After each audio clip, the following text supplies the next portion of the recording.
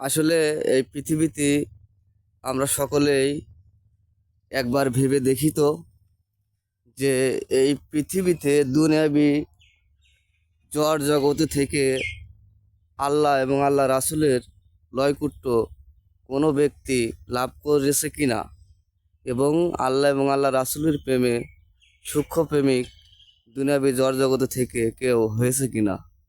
আমরা একবার নিজের জ্ঞান ও বিবেক থেকে বিচার করে দেখি তো কথাটা কতটুকু সত্য এবং কতটুকু মিথ্যা।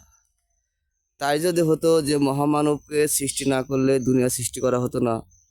রাসূল পাক সাল্লাল্লাহু সাল্লাম তিনি একলা একেশ্বর নিরালায় নির্জনে যেয়ে ইবাদত করে মানুষকে দেখিয়েছে।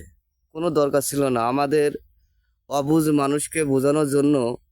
তিনি বহুত কিছু এই পৃথিবীতে প্র্যাকটিক্যাল এবং থিওরিটিক্যাল দুটোই করে গেছে।